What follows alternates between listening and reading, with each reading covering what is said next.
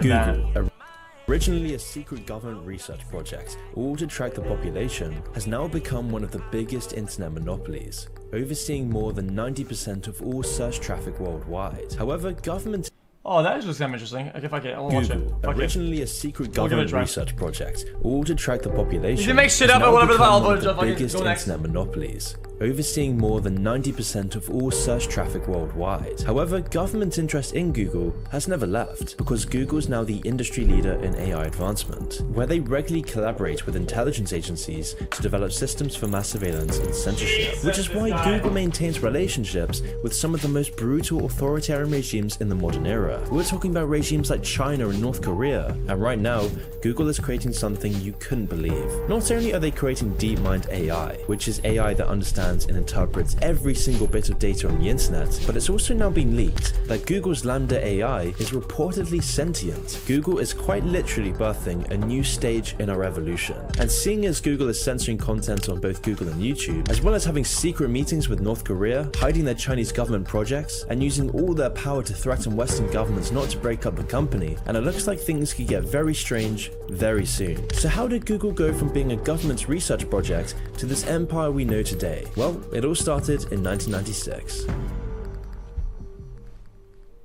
Before Google became the multinational tech conglomerate it is today, the organization started as a simple search engine. The search algorithm was originally a research project titled Backrub. Their project was developed by business partners Larry Page and Sergey Brin, who met each other during their PhD program at Stanford in 1996, where they were working on Source Tate's Barber. The Stanford Digital Library project, which was to develop technologies for a single, integrated, and universal digital library. At the time, they were also working on projects for the government, being one of the main computer science teams funded by the CIA, NSA, and DARPA's Massive Digital Data Systems Program, or MDDS for short. MDDS was an initiative developed by intelligence agencies that would utilize and finance tech startups such as Google. This was to gather and harvest all kinds of available information on the internet, for analysis both by private and federal sectors. The stated goal of MDDS was to identify what intelligence research teams called, quote, birds of a feather, similar to how birds fly in coordinated shapes and are able to make sharp turns in unison. It was predicted that like-minded internet users would move together in the same way online. This was in a period when the internet was growing rapidly back in 1995, growing by 2,300%, and so intelligence communities wanted a piece of this, working together to gather and identify digital fingerprints. They did this in such a way that every individual using the web could be tracked and sorted algorithmically, something that Google would later be contracted to specialize in. Now, digital fingerprinting is essentially what it sounds like, a data gathering technique used by law enforcement and third parties to identify internet users based on their online activity. Once any kind of digital fingerprint is established, it is permanently stored in a database and the digital trail can be followed everywhere. By funding and working with these emerging startups, the government would be able to surveil everyone using the internet, obviously using the excuse of counter-terrorism to justify this massive increase in power. And what's interesting is that Google was one of the first candidates and the crown prince of the MDDS program, with their primary objective from the multi-million-dollar grant being, quote, optimization of the complex queries that are described using the birds of a feather approach. This search algorithm functionality that can find specific results from an almost endless stream of information has always been the core of Google. Because that's not the only use or the only recourse or the only narrative drawn from that. There's like a bunch of other shit. Like I always say, it's like the pie chart of like what it's used for. It's like a big amount of things, and he's like, he gets a small thing, says, it's this.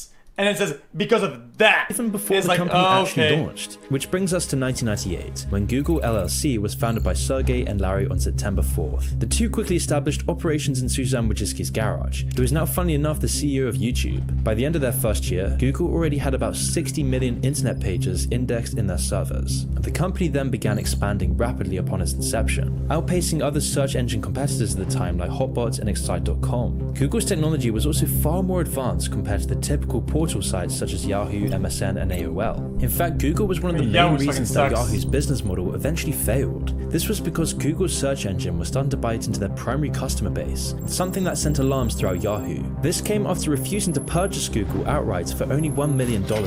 After realizing what a mistake this was, Yahoo continued to try and buy Google, but every time this was failing. So instead they decided to cut a deal with Google, where they would integrate Google's search engine into their website through a licensing deal. And while this agreement worked initially, it later ended up becoming an even bigger mistake for Yahoo. The combination of the two websites was essentially just free publicity for Google, since it had a much more user-friendly interface and cost-efficient advertising compared to Yahoo. It was these key reasons that Google succeeded all its counterparts. Google's simple design and better advertising system was untouchable, along with its advanced tracking software. You see, instead of video or banner ads like every other site, the company sold text-based advertisements associated with the keywords entered by users, allowing for tracked advertisements, as well as a much better experience for its users, whilst also allowing for faster loading times, in addition to having a more uncluttered look. Compared to Yahoo and other search... I think the problem with this, the only problem that I currently have with this, is that it's hard to distinguish which ones are sponsored on Google whenever you go and which ones are not, especially when it comes down to sensitive things like health or whatever.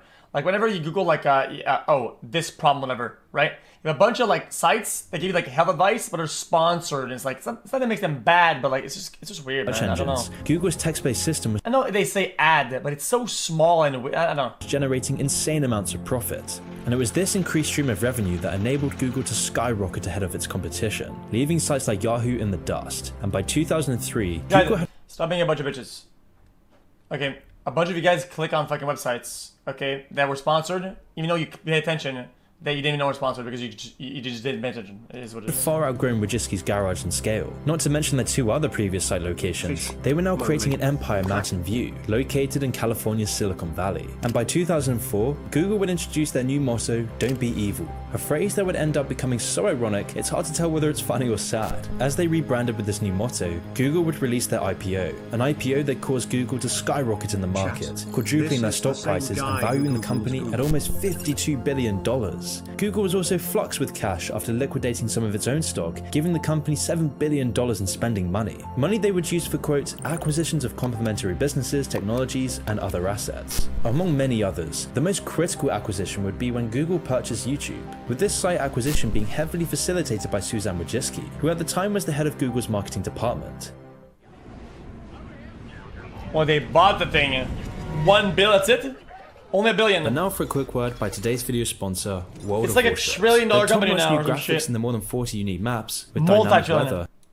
I bought the game, own the game, made the game, love the game, played the game, I have the game, I am the game, I am the Google's game. acquisition of YouTube would be one of the best deals of the decade, with Google acquiring YouTube for a little over $1 billion. And the deal worked perfectly for both YouTube and Google. Google would use its power to protect YouTube from copyright issues and handle all the money side of things, while the YouTube team would use their vision and creativity to make YouTube the success we know today, bringing about a golden age for the internet, giving independent creators an incredible opportunity to monetize their passion, all while generating Google even more profits and power. In addition to all the extra revenue Google would be making through YouTube's video ads, they were now able to focus on honing their user recommendation algorithms, using both their YouTube and Google AI teams to generate the most advanced AI imaginable. After this acquisition, Google would then go on to purchase a major online advertising service, DoubleClick. Google was becoming so big by this point that their only real competition was Microsoft. The two companies had now been in a rivalry for quite some time, with Microsoft launching Bing to counter Google's search engine dominance. In response, Google began offering services like Gmail, Chrome, and Chrome OS to compete with Microsoft's products. The feeling between the two was certainly bitter, as Microsoft's Vice President Kai-Fu Lee later quit Microsoft to work at Google, which then caused Microsoft to sue Google over the sensitive information he held regarding their plans in China. But this ended up hurting both of the companies, likely because they didn't want any public knowledge getting out regarding either company's relationships with China, and so they settled the case out of court with confidential terms. And so by this point, it was mostly smooth sailing for the company. Although Google did certainly have many failed projects along the way. We've all heard of the disaster that was Google+, but there was also Google Buzz, Google Friend Connect, Orkut, and Google Glasses, all of which failed to capture any audience. However, Google Plus wasn't that bad. However, once 2015 rolled around and these failures didn't really matter anymore, Google would continue expanding their operations internationally, owning over 70 offices in 41 countries. They had also recognized their internal business structure as a holding company, formally renaming themselves to Alphabet Inc. Google was now becoming a monopoly of the internet. People across the world were having their concerns with Google. However, this expansion did have its limits. Since 2006, Google was always trying to establish itself in China. They originally started with Google.cn, a Chinese alternative to their American counterpart. However, this venture would be short-lived, with everything falling apart once China unleashed Operation Aura in 2010. This was a Chinese government cyber campaign that targeted Google along with many other American software corporations like Yahoo and Adobe. During this operation, state-sponsored Chinese hackers broke into Google's databases and stole the source code for all of their software. So Google responded to this attack by rerouting Chinese users to their uncensored google.hong Kong site, something that was a very big no-no if you want to stay in China's good books. And so the Chinese government immediately blocked access to the website, which caused relations between Google and China to seemingly be left in disrepair. That was until August of 2018, when The Intercept leaked a confidential internal memo from Google containing information about their ongoing top-secret project, Dragonfly. Dragonfly was Google's prototype search engine, designed to be fully compatible with China's censorship laws. The search engine would covertly censor information the Chinese government didn't want their people knowing. This ranged from banned websites in China to topics like freedom of speech, religion, human rights, and of course Taiwan. Citizens would also need to link their phone number to the search query, just in case they were researching something that China didn't like. And if a search was censored, Dragonfly was designed to only notify the administrators that it was flagged while keeping the user in the dark. Also that the Chinese government would have no issue re-educating someone without them having prior warning. When word of the project got out, it caused a massive internal struggle amongst employees and higher-ups at Google. We're talking about a dystopian communist search engine, all made by Silicon Valley. If the public knew the full extent of this, there would have been outrage. And so a few months after the leak, Google had to state that Dragonfly was effectively shut down. And yet, according to statements from other employees at Google, work on the project continued for 5 months after the cancellation. We're talking about 100 people still working on it, and who knows what's happening behind the scenes. But what makes matters even worse is that China isn't the only authoritarian regime that Google has connections with. Jesus. I mean, back in 2013, the former CEO and executive chairman of Google, Eric Schmidt, went on a trip to North Korea with Bill Richardson, a governor from New Mexico. Now, Bill Richardson has been involved in numerous corruption scandals and has allegedly received illicit campaign contributions. I should also add that their trip to North Korea was only a couple years after Kim Jong-un took power when his father died in 2011. And it was Wait, why does that have a hat?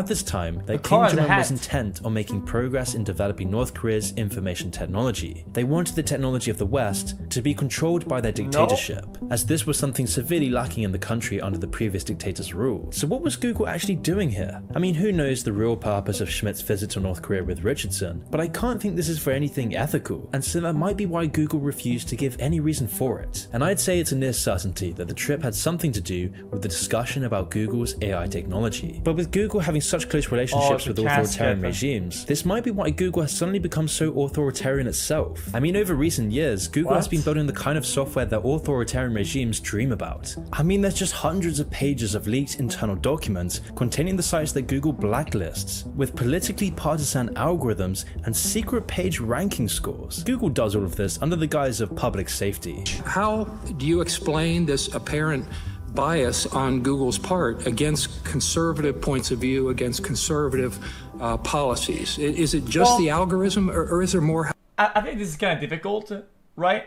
Because if a lot of the information that you give, right, is bad, right, and it coincidentally it's a conservative, right, then it's like, well, I mean, you know, what can you do? Labeling things they don't like as fringe, fake news, and of course misinformation. All of this. Well, I mean, I'm just saying.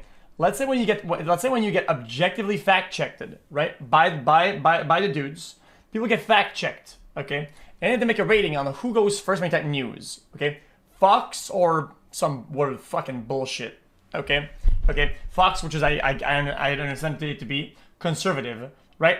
If they have a lower fact checked percentage, shouldn't they be under? Happening there. Labeling things they don't like as fringe, fake news, and of course misinformation. All of this culminates in an extensive censorship system that Google uses to manipulate the public. And I mean, this isn't just killing freedom of Guys, I'm like a centrist, Andy, okay? So you're not gonna give me politically, okay? Who cares about conservatives? They are all brain. Guys, yeah. Guys, listen. I'm like a centrist. Like I'm pretty much I'm more middle, okay? I'm like middle, leaning a little bit. I have no dog in this fight, okay? But whenever you watch like Tucker or some shit, like the guy, it's just garbanzo, bro. It is literal fucking garbage, okay? And the fact that you would think that should be as promoted or put above another more factual piece of information or website that has a better integrity in reporting has nothing to do with the fact that it's conservative. It's just wrong. So if they have a wrong score, they are being judged on the fact that they are wrong, not on the fact that they are conservative. So you can make an argument and say, yeah, the conservatives are being blacklisted, or the conservatives are being pushed aside. Well, no. I mean, yes. If the conservatives, I guess, said more true things, they would have a higher or equal rating. Policies. Is it just the algorithm, or is there more happening there? Labeling things they don't like as fringe, fake news, and of course misinformation. All of this culminates in an extensive censorship system that Google uses to manipulate the public. And I mean, this isn't just killing freedom of speech, this is also getting Google in trouble with antitrust laws. I mean, there's just so much evidence now that Google purposely distorts search results to push only the kind of information that Google wants its users to see. And this system is being implemented on YouTube as well. I mean, just look up any I think there's an objective wrong. Okay, listen, man. Listen. Some of the Fox News shit, okay, is legitimately, factually incorrect. It is not objective, okay? It is objective, and they did it, okay? They go loud and clear, out of the top of their lungs. Didn't forget. Still of course they're gonna. Guys, why are you comparing to CNN? Resubscribed and sent this message. Respond to this. I did not make the comparison between CNN or NBC or NBC's bullshit or BBC, motherfucker. I make a comparison between that and some of the websites that were rated to be more factual, regardless of their side. Guys, Fox, CNN, guys, give me the MSNBC, fucking news they're all sites. You shouldn't build a political view on these news sources. I'm a centrist Andy, but honestly leaning a little to guys, the right. You know a website where they get like rated or whatever.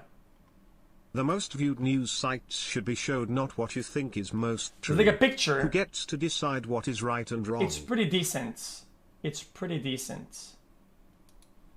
Kind of political topic or controversial issue, and the results will always be from mainstream media outlets and corporate approved channels. Back in 2012, YouTube was being contacted by so many governments asking them to censor that even Google called it alarming, and a lot of these requests even came from Western governments as well, including the United States. Western governments are ratcheting up a number of requests to censor the internet. U.S. agencies asked Google to remove more than 6,000 pieces of content from its search results. Now, in one case, a U.S. law enforcement agency reportedly asked Google to take down a blog that, quote, defamed a law enforcement official in a personal capacity. And then once 2016 rolled around, YouTube began introducing multiple systems to limit what people could say on the platform. This was also when they officially implemented algorithms to moderate legal content, as well as the restriction of advertisements on videos they deemed harmful. YouTube's also expanded their Trust a Flagger program to include over 35 NGOs to monitor and report anything that they didn't like on the website, giving organizations like the International Center for the Study of Radicalization the authority to decide which legal content people get to watch. And since then, it's been a freefall towards over-moderation and increasing algorithmic censorship for YouTube ever since. I mean, it's no wonder these authoritarian countries like China and North Korea want in on the technologies that Google is developing. I mean, when you look at these sorts of surveillance states where people are being monitored at all times, it may just seem out of the question and too dystopian for Western countries. But don't be fooled, Google is slowly trying to implement this. But instead of doing this for a dictatorship, Google does this to make more money. Google has the ability to track wherever you go as long as you're carrying a phone with Google Maps, and they do this whether you like it or not. If you have any of their services installed,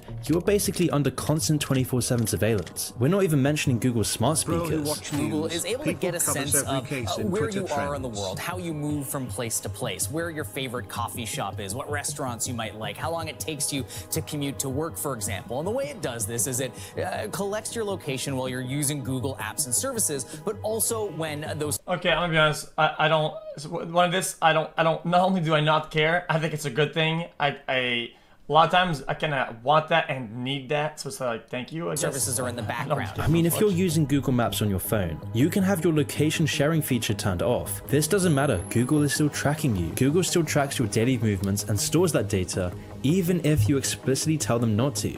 The privacy settings on your iPhone or Android devices may not be enough.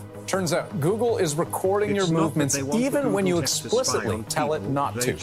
Guys, I'm a simple guy, okay? I'm more of like the how do you call it? Practical, okay? What I want to know where I was, or what I was doing, or how far I ran, or what the fuck. I can look at all the maps and all the travel, all the whatever. I can even find my phone whenever I need to find it when I lost it. Okay, I can do a bunch of cool shit. Okay, so whenever I need to do something, I love Google. It's good. I love and Google. It does something for me. I love right? Google. When have I ever had a problem where this has encumbered me or gave me a problem? When has this ever been a problem to me? Not one time, zero, right? But I got all these good things that it's doing for me, so I don't really give a fuck. I don't think you have the option of switching to an alternative, because Google has a monopoly on this kind of technology.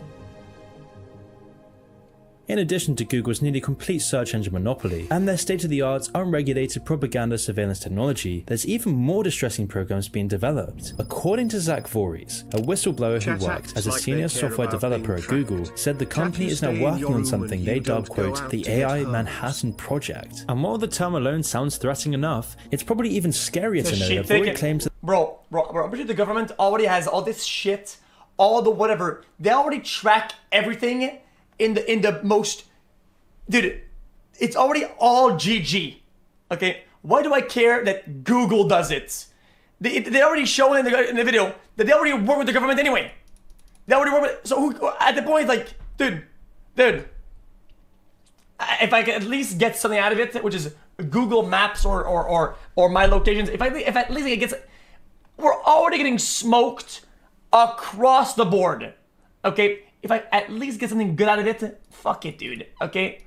So the project was being worked on in a relationship with none other than China. This project, officially known as DeepMind, is a subsidiary of— This is no thank you. Hey man, by you typing that, man, I'm pretty sure you were tracked by like 8 different companies and a bunch of fucking entities and governments.